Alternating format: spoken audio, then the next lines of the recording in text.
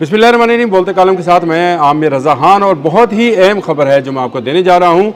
Iran एटमी धमाका करने जा रहा है और ये मेरी रिपोर्ट नहीं है, ये रिपोर्ट है इंटरनेशनल एजेंसी की, जिसके मुताबिक ये कहा जा रहा है कि ईरान के पास 400 किलो अफजुर्दा यूरेनियम, जिसको 60% तक अफजुर्दा किया गया है, वो मौजूद है और उसको मुंतकिल कर दिया गया है इस्फहान के ज़ेरे ज़मीन एक एटमी रिएक्टर या एक एटमी साइट के ऊपर, और वहाँ पर मुंतकली के बाद उसको ना सिर्फ महफूज कर लिया गया है बल्कि ईरान तेज़ी के साथ एटम बम बनाने की पोजीशन पर आ गया है। कहा यह जा रहा था कि न्यूक्लियर वॉरहेड ईरान के पास नहीं है।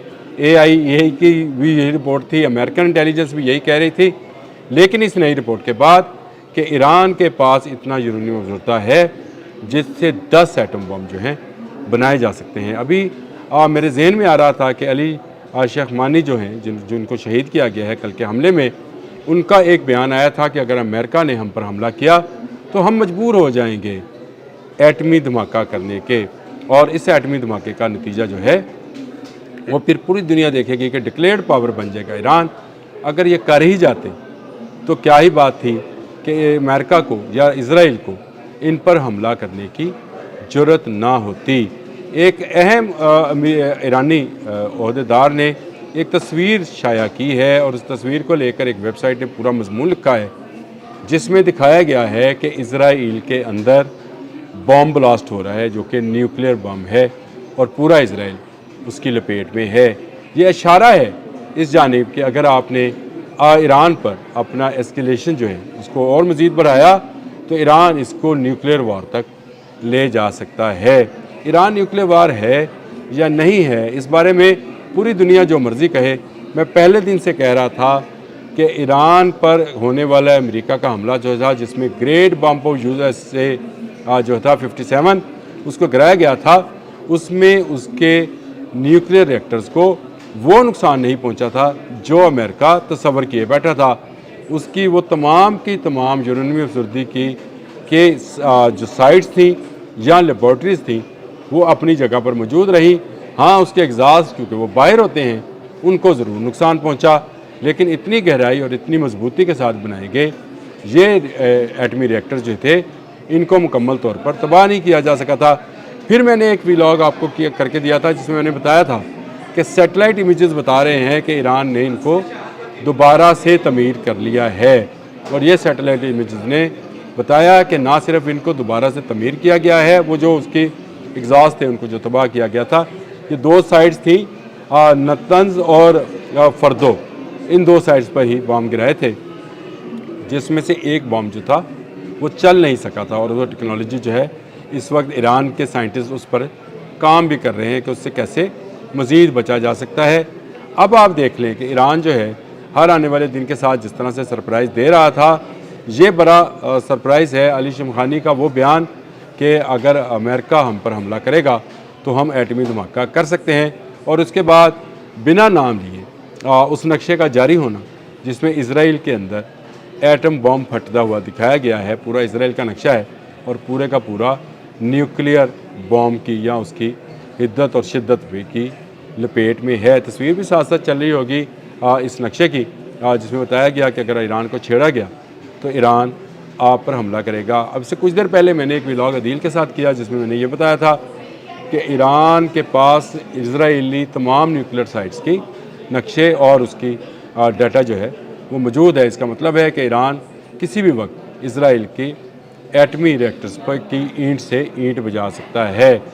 अभी तक अमेरिका ने कोई क्लेम नहीं किया कि उसने ईरान की किसी न्यूक्लियर साइट पर हमला किया है, और उसकी बड़ी वजह यह है कि अगर हमला हुआ तो ईरान भी इजरायली न्यूक्लियर साइट पर हमला करेगा, और वही उसी ज़ुबान में दुश्मन को जवाब देगा जो दुश्मन बोलेगा। मिसाइल हमला हुआ, उसने मिसाइल हमले करके बता दिया कि ये कौन सी जगह हैं और कौन कौन सी जगह पर अमेरिका के मफादात छुपे पड़े हैं। सैकड़ों अमेरिकी जो हैं उनके मरने की जो है पासदारान इनकलाब तस्दीक कर रहे हैं कि इतने अड्डों पर जो हमला हुआ है उसमें 200 से ज़ायद अमेरिकी एहलकार जो हैं वो मर चुके हैं, लेकिन अमेरिकी जो सेंटकॉम है वो इसकी तरदीद कर रहा है, लेकिन इस बात की तरदीद नहीं कर रहा कि वहाँ पर मिसाइल नहीं गिरे हैं या ड्रोन्स जो हैं वो उन बिल्डिंग से नहीं टकराए हैं। ईरान एक एटमी क़ुव्वत, अनडिक्लेयर्ड एटमी क़ुव्वत इस वक्त है और ईरान को उस कोने की तरफ ले जाया जा रहा है जहां वो न्यूक्लियर ब्लास्ट कर सकता है। और इस साइट के मुतल्लिक जिसमें ये न्यूक्लियर ब्लास्ट हो सकता है इसको कहते हैं जी पिकैक्स माउंटेन।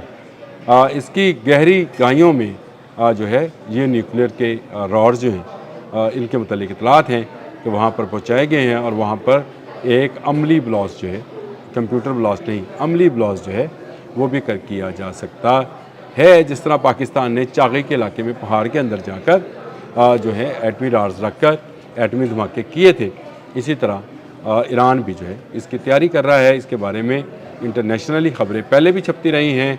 आज भी ये खबर निकल कर आई है कि उसके पास 10 एटम बम बनाने जितना यूरेनियम मौजूद है, यानी 400 किलोग्राम यूरेनियम वो अपने पास अफजुर्दा हालत में रखता है और इसी का ख़तरा है। और इसका ख़तरा इतना बड़ा है कि आपको याद है कि इस जंग के आगाज़ से पहले तकरीबन 2 हफ्ते पहले रूस ने पेशकश की थी कि वो ईरानी अफजुर्दा यूरेनियम जो है उसको अपने पास रखने को तैयार है, लेकिन ईरान ने 400 किलोग्राम क्या देना था, एक चुटकी यूरेनियम ही है। मजाक के तौर पे कह रहा हूँ, ये किलोग्राम और यूरेनियम, ये किलोग्राम तो उसकी वो जिस लेवल पे पड़ता है उसके हिसाब से होती है, लेकिन कोई इतना सा यूरेनियम भी जो है ज़ुर्दा हालत में उसने रूस के हवाले भी नहीं किया, जो कि ख़ुद दोस्ती के दावे कर रहा है, लेकिन अभी तक वो दोस्ती निभाने के लिए नहीं आया है। अच्छा किया ईरान ने अपना ज़ुर्दा यूरेनियम जो है इनको नहीं दिया। 10 एटम बम अगर ईरान के बना सकता है, बना ले।